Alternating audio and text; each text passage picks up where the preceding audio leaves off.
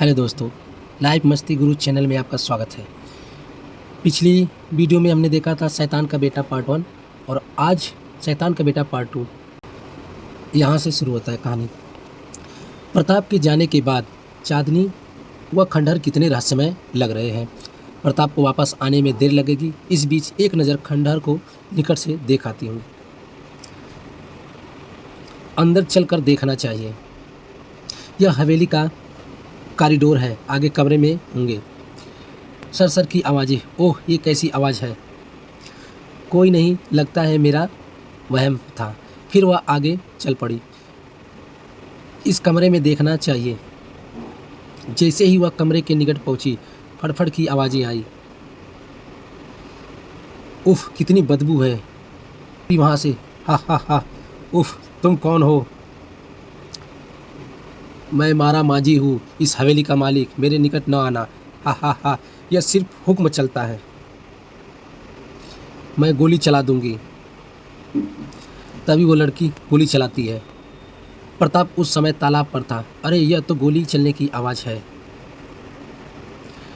वो चिल्लाता हुआ आया, सोनिया। उफ, पता नहीं किस पर गोली चला रही है वो। अचानक वो फिसल कर गिर जाता है। उधर खंडारों में से हा हा हा की आवाज़ें। तुम मुझे नहीं मार सकती। ऐसा कहते हुए उसने सोनिया को भी धक्के मारकर गिरा दिया। दूसरी ओर उधर से प्रताप चिल्लाता हुआ, कहाँ गई वो। कहीं हवेली में चली नहीं न गई। सोनिया, कहाँ हो तुम। चिल्लाते हुए वो आगे बढ़ा। सोनिया। फिर जैसे ही वह उस कमरे में पहुंचा, हे भगवान, उसने सोनिया को ज़मीन पर लेटे हुए पाया। सोनिया, क्या हो गया तुम्हें। उठो, इसे तुरंत डॉक्टर के पास शहर ले जाना होगा। कार के रेडिएटर में पानी डालने के बाद वह वहाँ से रवाना हो गया। जैसे ही वह जंगल से बाहर निकले, प्रताप, क्या हुआ, तुम बेहोश क्यों हो गई थी। प्रताप, मैंने इस हवेली में मारा मांझी का प्रेत देखा था। उसने मुझे पकड़ लिया और मैं बेहोश हो गई। तुम्हें वहम लगा होगा या फिर तुमने किसी जंगली जानवर को देखा होगा। प्रेत वेत कुछ नहीं होता। नहीं प्रताप, मैं सच कह रही हूँ, मैंने उसे देखा था। लगता है डर के कारण तुम्हारे दिमाग पर असर हो गया है। पहले तुम्हें डॉक्टर को दिखाना होगा। नहीं प्रताप, मैं बिल्कुल ठीक हूँ। तुम सीधे घर जाओ, मैं आराम करना चाहती हूँ। ओके। कुछ ही देर बाद वह घर पहुँच गए। मालकिन, कुछ ही देर में सोनिया वह घटना भूल गई और घर संभालने में व्यस्त हो गई थी। दीनू, तुम हटो, साहब के लिए चाय मैं बनाती हूँ। जी मालकिन। सोनिया, जरा कचहरी जा रही है, जल्दी आना, मैं खीर बनाकर रखूँगी। इस तरह समय बीतता गया। कुछ दिनों बाद सोनिया ने एक पुत्र को जन्म दिया। बेटा प्रताप ने बच्चे का नामकरण बड़ी धूमधाम से किया। हमारे बेटे का नाम भानु प्रताप होगा। बहुत अच्छा नाम है। नामकरण के कुछ दिन बाद एक रात प्रताप अपनी स्टडी में कुछ काम निपटा रहा था और सोनिया बच्चे के साथ बेडरूम में सोई हुई थी। तभी अचानक गुर गुर की आवाज़ें। अगले पल सोनिया बाहरी नींद से सो रही थी। तभी, अरे भानु कहाँ गया। ये भगवान, यह मैं क्या देख रही हूँ। सोनिया की चीख सुनकर ऊंचा ऊंचा, क्या हुआ सोनिया। सोनिया, होश में आओ सोनिया। क्या हुआ सोनिया, तुम चीखती के भानु प्रताप का नाम लेती है वो। भानु प्रताप, तो यह लेटा हुआ तुम्हारे पास है। अरे, ये तो छत पर था। सपना देख रही थी क्या तुम। मैं सच कह रही हूँ, प्रताप कुछ देर पहले छत पर रेंग रहा था। मेरे सामने इसने एक छिपकली पकड़ी और उसे खा लिया। कैसी गंदी बातें कर रही हो, प्रताप ने कहा। यह बालक छत पर कैसे जा सकता है। लेकिन मैं सच कह रही हूँ, सपना देखा होगा तुमने। चलो अब सो जाओ। काश वह सपना ही होता प्रताप। इस दिन के बाद हवेली में कुछ अजीब घटनाएं घटने लगी थी। बिल्ली को क्या हुआ, किसी आवारा कुत्ते का काम लगता है। वह रात को बाड़े में घुस गया होगा। ऐसा ही लगता है मालिक, इस बाहर फेंक आता हूँ। एक रात जब प्रताप सिंह काम से बाहर गया, अरे भानु कहाँ हो। भानु उस समय कोठी के पिछवाड़े में बने खरगोशों के पिंजरे में खड़ा था।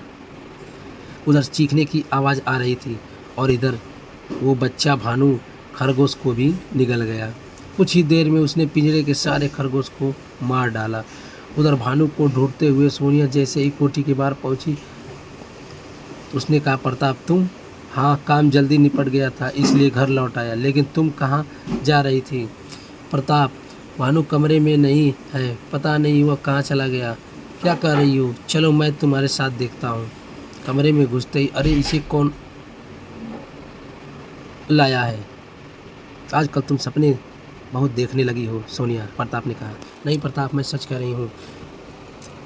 डांट भी सिली सोनिया। जाओ भानु को चुप कराओ, शायद चुप है बेचारा। मुझे तो अब इस बच्चे से डर लगता है। सुबह, मालिक क्या हुआ दीनू? गजब हो गया मालिक, किसी जानवर ने हजारों सारे खरगोशों को मार डाला। क्या? ये भगवान! पिंजड़े का दृश्य देखकर प्रताप हैरान रह गया। उफ, लगता है इन्हें किसी वैसी जानवर ने मारा है। मगर प्रताप, पिंजड़ा तो बाहर से बंद है, फिर वह जानवर भीतर कैसे होगा? सोनिया ने कहा। नेवला भी खरगोश को मार डालता है, शायद नेवला ही अंदर घुसा होगा, ऐसा प्रताप ने कहा। लेकिन प्रताप, नेवला तो अपने शिकार का मांस खा जाता है, जबकि खरगोश को खाया नहीं गया है। तुम बस इस बारे में सोचकर परेशान मत हो, भीतर चलो। प्रताप, लगता है हम किसी मुसीबत में फंसने वाले हैं। तुम बेकार ही डर रही हो, आओ भीतर चलो। अगली छत। फिर वो बच्चा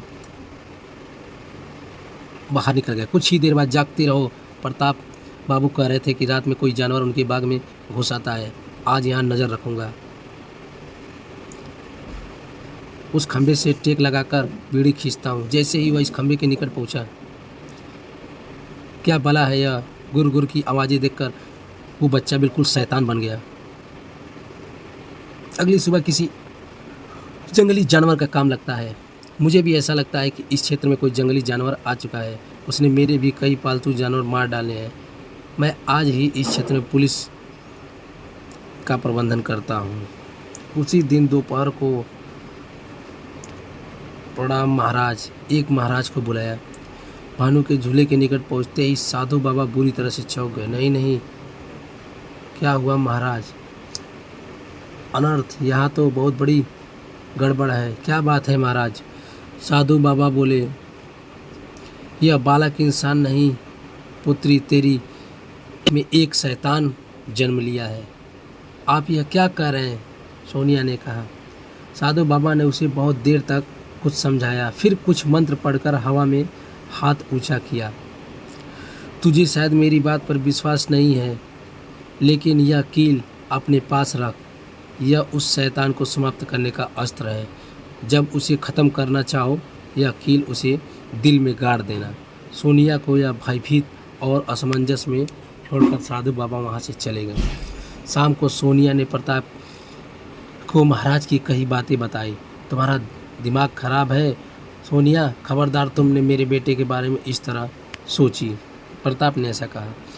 उसी रात प्रताप अपने स्टडी में बैठा कुछ काम निपटा रहा था। महाराज सच कह रहे थे, यह सचमुच शैतान की औलाद है। उधर प्रताप किसी काम से स्टडी से निकला। अरे भानु! प्रताप ने उसको बाहर देखा, बच्चे को। कुछ ही क्षण में, तुम सचमुच शैतान हो। उसने भी वो दृश्य देखा, उसको शैतान बनते हुए। हाँ, मैं तेरी संतान नहीं, मैं मारा माजी हूँ। मारा माजी, हा, अब तुम्हें खाऊंगा। मुझे प्यास लगी है और मेरी प्यास सिर्फ खून से बुझती है। तभी सोनिया आई। ठहरो, तुम यहाँ क्यों आई हो? मैं अपने खून से तेरी प्यास बुझाने आई हूँ। नहीं आरामाजी, अपनी माँ का खून नहीं पी सकता। तुझे आज मेरा खून पीना होगा। तुम यहाँ से चले जाओ। तभी सोनिया का हाथ तेजी से घुमा और खचाक से वो कील उसके पेट में चला गया। नीचे फिर गिरा और प्रताप होश में आया।